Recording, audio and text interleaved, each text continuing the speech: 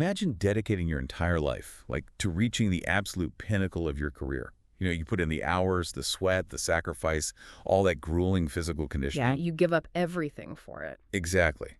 But then when you finally arrive at the big stage, your entire preparation has just been completely derailed, and you're exiled to another country. Which is just a nightmare scenario. And it gets worse.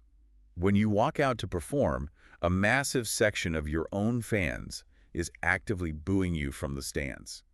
And all the while, a billion-dollar media machine is actively manipulating exactly how the rest of the world perceives your struggle, just editing your reality in real time. I mean, it sounds like some kind of geopolitical thriller, but it is actually just the baseline reality of modern elite sports. The actual game on the grass is, well, it's often the least complicated part of the whole equation. Which is exactly the mission of this deep dive today. Okay. We are unpacking the 2026 World Cup Group G. That's a fascinating cluster featuring Belgium, Egypt, Iran, and New Zealand. It's quite the mix. Yeah, it really is. And to do this, we've got a massive stack of sources sitting right here. We've got tactical match reports, historical Wikipedia data, granular player ratings, global sports news, and an incredibly insightful YouTube broadcast analysis from a channel called FairPlayTalk. Yeah, that video is fantastic. Super detailed. But for you listening, just know we're looking way past the green grass today. We want to understand how a modern mega event operates as this, like, real-time collision of tactical physiology, geopolitical tension, and algorithmic broadcast manipulation. So, okay, let's unpack this. So to really grasp the mechanics of that collision, we need to start on the pitch, specifically looking at that highly criticized 0-0 draw between Belgium and Iran. Oh man, that match. Yeah, it serves as a perfect physiological case study of how intense external pressures literally physically manifest inside an athlete's body. I mean, it is an absolute masterclass in cognitive overload. Because on paper, that result made absolutely zero sense. You look at Belgium, right, the famous golden generation. Even if they are aging into the twilight of their careers, they still have a 35-year-old Kevin De Bruyne pulling the strings. True. And they completely dominated the statistical sheet. I mean, they held 70% possession, they registered 23 shots, but they just couldn't put the ball in the back of the net. Well, granted, they were missing Jeremy Doku. Right, he was attending the birth of his child. Exactly, which robbed them of that explosive, unpredictable pace on the wing. But honestly, they were facing an incredibly stubborn Iranian defense. We are talking about the oldest starting 11 fielded at a World Cup since 1966. Wait, really? Since 1966? Yeah. Their average age was over 32, which, in the context of modern, high-pressing global football, is practically ancient. You are relying heavily on spatial awareness rather than raw athletic recovery speed at that age. And it actually worked. Their goalkeeper, Alireza Baranvan, put on an absolute masterclass, registering 7 crucial saves. He was a brick wall. He really was. Watching that match felt less like a sporting contest and more like watching a supercomputer just bottleneck and overheat. That's a great way to put it. It's like Belgium had all the processing power, right? Yeah. But they kept running into this dense, unmoving firewall. They kept trying to force the same broken code, and eventually their entire system just crashed in frustration. Yeah, they were just breaking their own tools trying to pick a rusted lock. Exactly. But okay, looking at a player like Romelu Lukaku, who struggled immensely in that game. We hear this all the time in sports media, right? The idea that elite athletes just block out the noise. Once they cross the white line, they drop into a flow state, and it's just them and the ball. Are you saying that's just a myth? What's fascinating here is that the concept of the flow state is actually incredibly fragile. It isn't some mystical aura, It relies heavily on your available cognitive bandwidth. So when we look at Lukaku in that specific match, we have to break down the sheer physiology of what he was experiencing. First, you look at the physical reality. He came into the tournament severely lacking match fitness. Right. He had only played 64 minutes all season for Napoli. Exactly, due to a lingering injury. That is just over an hour of competitive football for the entire calendar year. So his muscular memory is already misfiring because he hasn't been subjected to match speed friction in months. Precisely. But then you layer the psychological trauma on top of it. He was actively grieving the recent sudden loss of his father. Oh, wow. That is incredibly heavy. It is. And when a human being is processing acute grief, it literally maxes out the central nervous system. Your brain's processing speed objectively drops. The electrical signals traveling from your motor cortex down to your leg muscles are delayed by critical milliseconds. Which completely explains what we saw in the broadcast. I Yeah. mean, that is how a world-class striker, a guy who has scored 85 international goals and normally has impeccable spatial timing, ends up lunging so clumsily. Right, and he gets the earliest yellow card in Belgian World Cup history. Just 2 minutes and 43 seconds into the match. Because his brain literally could not transmit the stop signal to his muscles fast enough. Exactly. The body simply cannot execute what the mind wants it to do when the nervous system is flooded with that level of emotional and physical rest. The cognitive load was just too heavy. And that collective frustration just kept building and building until the dam broke. I mean, the climax of that anxiety really hit when Iran actually scored. Yeah, the Mehdi Taremi goal. Right. Taremi put the ball in the net, but then we had the intervention of VAR, the video assistant referee system. And for anyone unfamiliar with VAR, it essentially halts the game so remote officials can review video footage. Exactly. You score, the adrenaline peaks, the crowd explodes, and then you just stand around for 3 agonizing minutes while a computer draws geometric lines on a screen to check for infractions. And they ultimately ruled the goal out for offside and encroachment. But that abrupt halt to the game's momentum, that is a massive psychological accelerant, isn't it? Oh, absolutely. It shattered Belgium's illusion of control. They suddenly realized they were incredibly vulnerable to a counterattack, and that panic led to a disastrous error. Right. Defender Nathan Ngoy made a terrible, frantic mistake, dragged down Taremi, and earned a straight red card in the 66th minute. Which forced Belgium to play out the final third of the match down a man.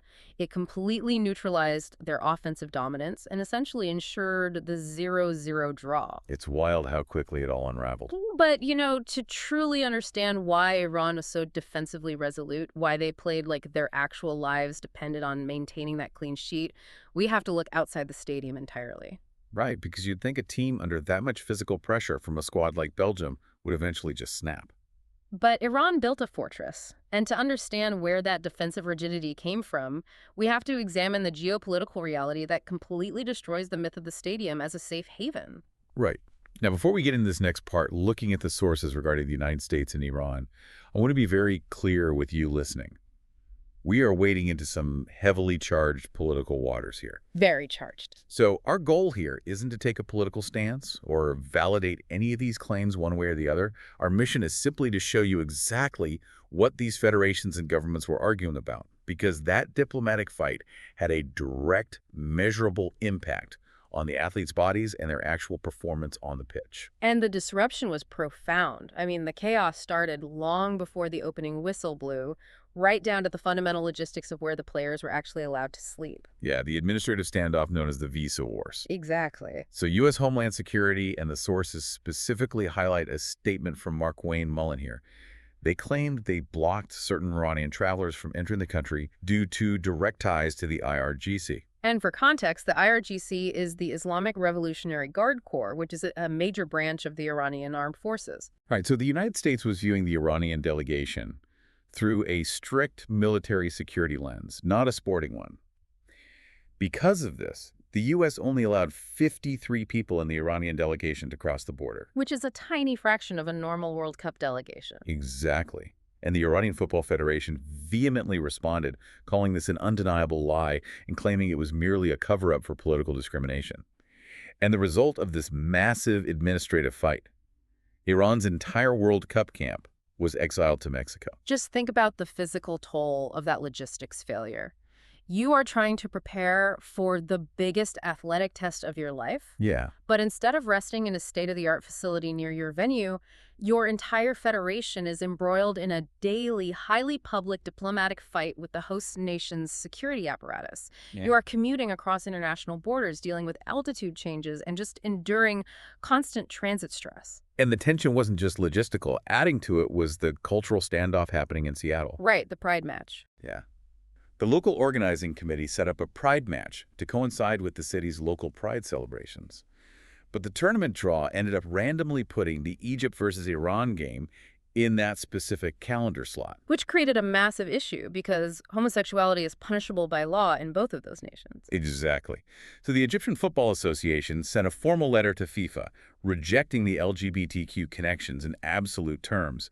And Iran went even further, officially requesting FIFA to ban pride flags inside the stadium. A request that FIFA firmly rejected, by the way. Right, so you have this immense cultural, legal, and political standoff happening in the background of what is supposed to be a simple group stage football match. And then, when Iran actually takes the pitch in Los Angeles, the stadium itself transforms into a proxy battleground for domestic Iranian politics. This part blew my mind. Iranian fans were flying the pre-revolutionary lion and sun flag, and massive sections of the crowd were actively booing their own national anthem as it played over the loudspeakers. It was incredibly intense. Which totally flips my earlier assumption on its head.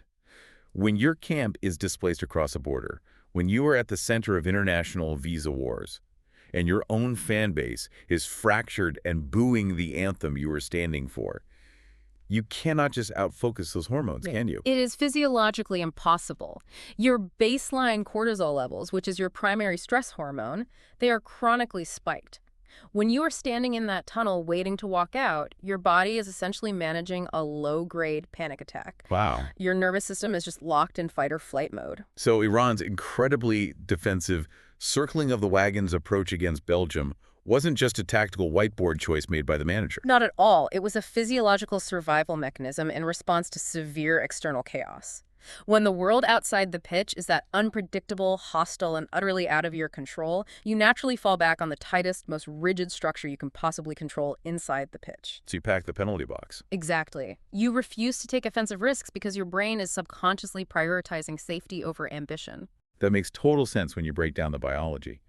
But what completely twists my brain is that while the athletes are on the field physically drowning in cortisol and geopolitical stress, the viewer sitting on their couch at home in London or Toronto isn't feeling that raw, unfiltered reality. No, not at all. They only feel what the television networks intentionally designed them to feel. The broadcaster is acting as a real-time editor of reality. It's so wild to think about. You think you are watching a live event, but you are actually consuming a highly curated narrative. It's like reading a history book, where a previous owner has already pre-highlighted specific sentences in neon yellow. Your eyes are naturally drawn to the neon. Yeah, that's a perfect analogy. You think you're getting the whole objective story, but your experience and memory of the event have been entirely engineered by whoever was holding the highlighter.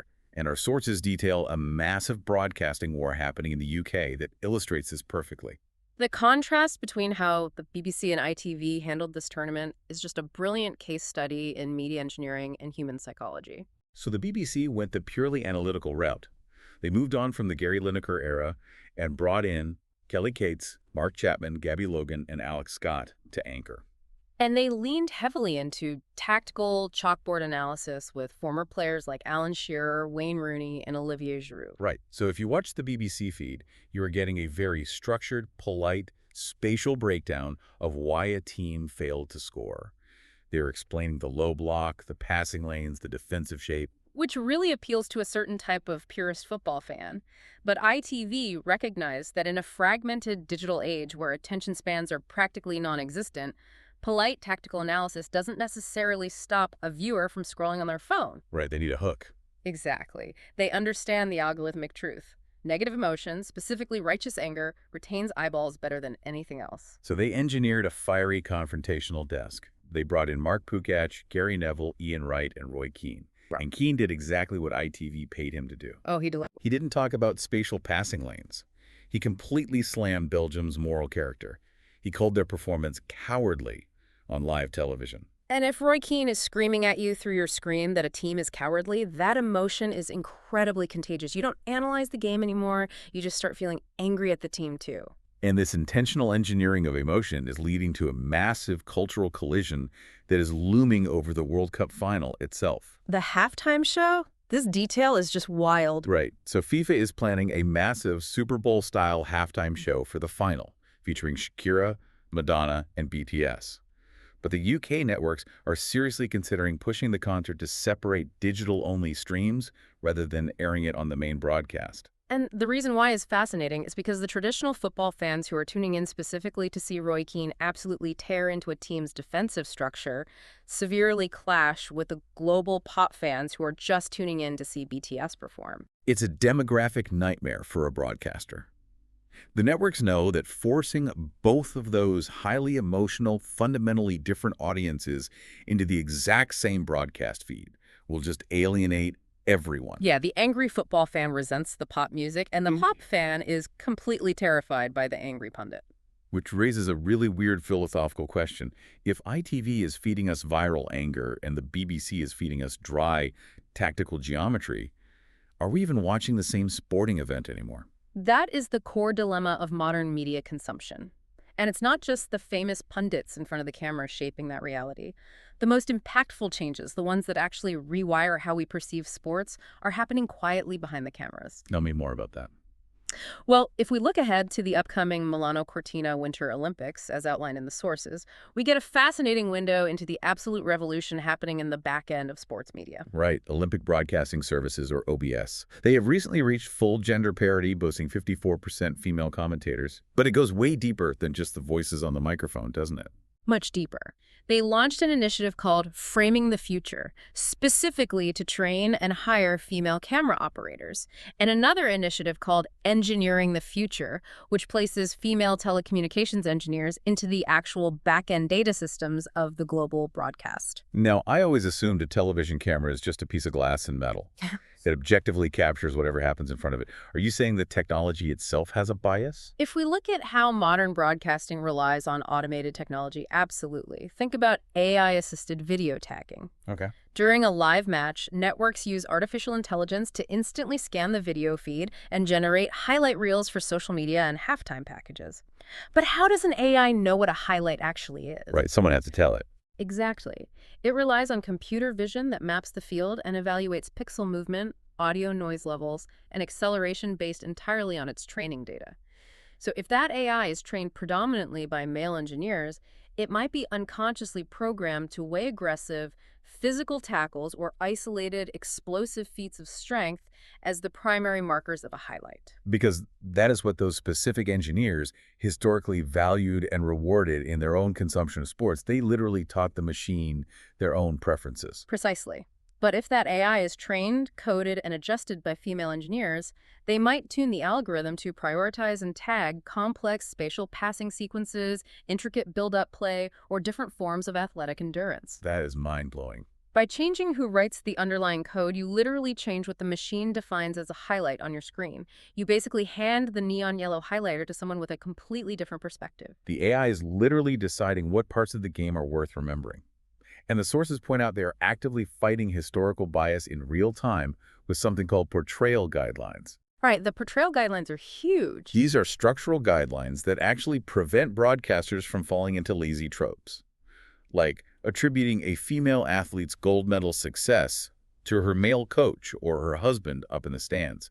It actively forces the commentators to focus solely on her athletic merit, reprogramming decades of historical bias right there on live television. It proves that equality and visibility aren't just about who gets to compete on the field.